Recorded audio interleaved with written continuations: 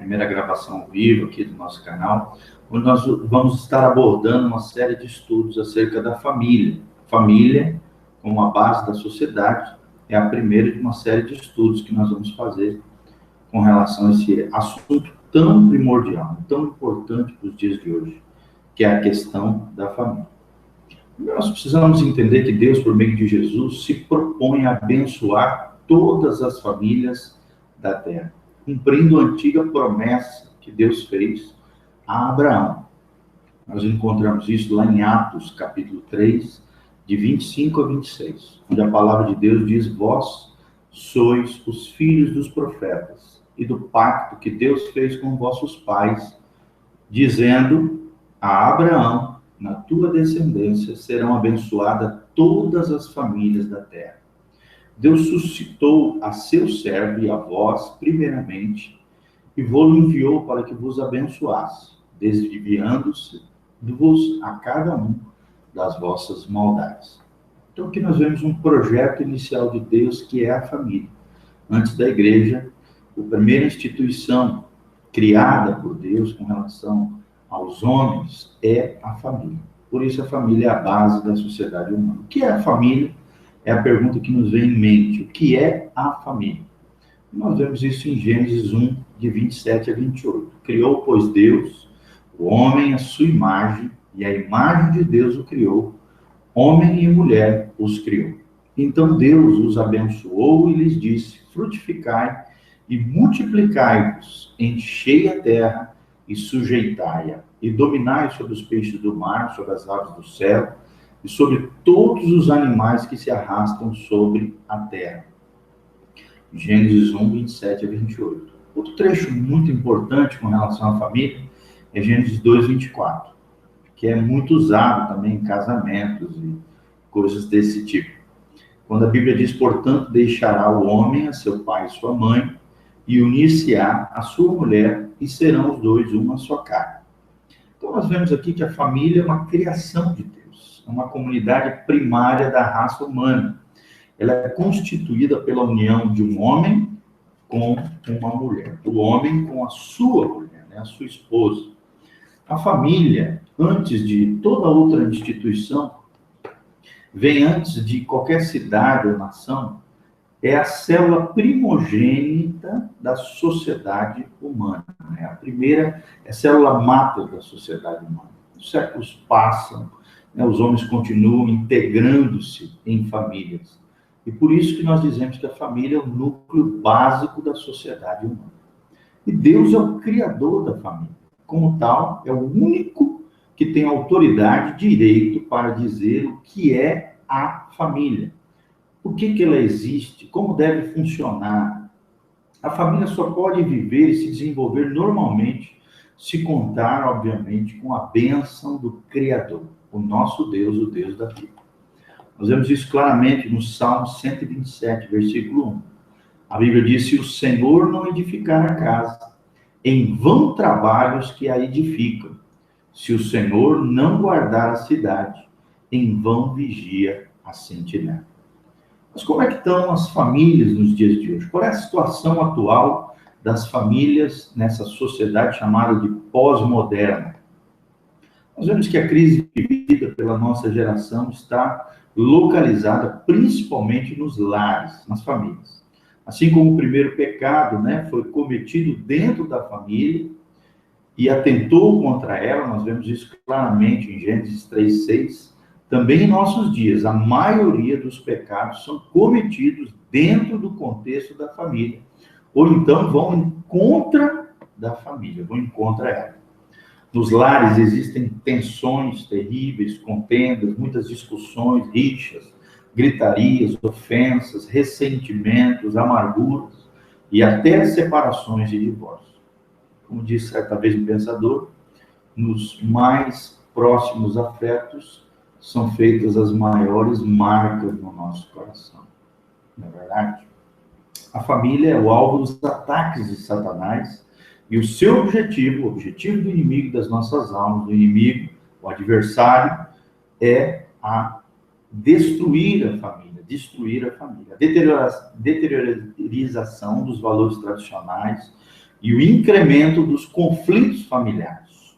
O número crescente de separações e divórcios são de proporções alarmantes nos dias de hoje. E a igreja precisa fazer algo a esse respeito, precisa oferecer às famílias da nossa sociedade uma resposta, a resposta de Deus, para que haja salvação e restauração dos lares e das famílias. E há solução para isso, em Cristo Jesus, para as crises familiares, sem dúvidas nenhuma. E essa é a nossa resposta. Sim, existe uma resposta, e a resposta está em Cristo Jesus, está na palavra de Deus, para isso que nós chamamos de deteriorização da família na sociedade pós-moderna. Isso ocorre porque as ordens de Deus têm sido ignoradas, abandonadas ou trocadas por critérios humanos, por filosofias humanas equivocadas e contrárias à palavra de Deus. Então, esse estudo que nós estamos fazendo tem como objetivo conhecer bem qual é a ordem de Deus para a família, para que eu e você, todos nós, possamos viver de acordo com ela e possamos também ensinar outras pessoas a viver de acordo com a ordem de Deus para a família.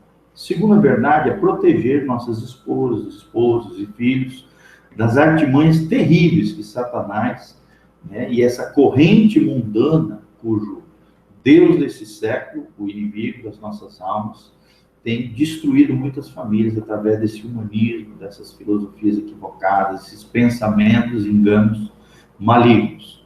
Terceira verdade é formar comunidades cristãs baseadas na família, que encarnem os ensinamentos do reino de Deus.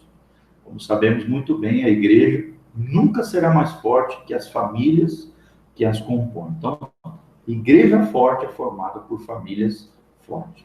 E por isso é importante levar as nossas famílias a serem modelos, para outras famílias da nossa sociedade. A esperança para a sociedade é a igreja, e devemos assinalar a nossa contribuição de forma eficiente e que esses ensinamentos venham acompanhados pelo exemplo, pela coerência em nossas próprias famílias. Como diz Mateus 5, 13 a 14, vós sois o sal da terra, mas se o sal se tornar insípido, com que se há de restaurar-lhe o sabor?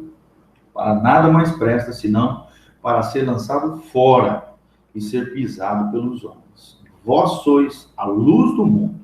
Não se pode esconder uma cidade situada sobre um monte.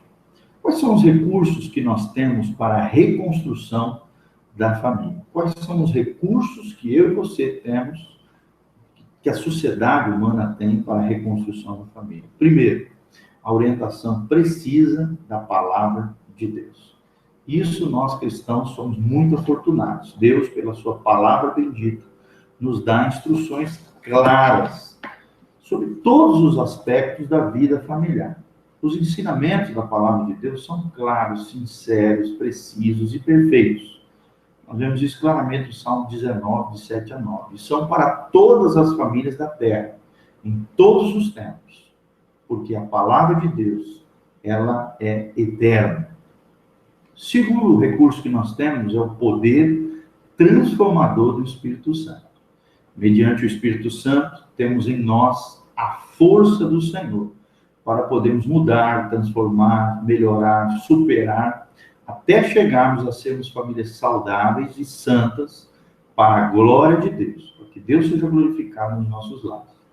O fruto do Espírito Santo precisa ser manifesto em nós, conforme lá Gálatas 5, 22 e 23, para fazer aflorar dentro dos nossos lares, dentro das nossas famílias, virtudes cristãs necessárias para que nós tenhamos uma vida, uma convivência familiar harmoniosa. Glória a Deus, aleluia. É isso que nós queremos para nós.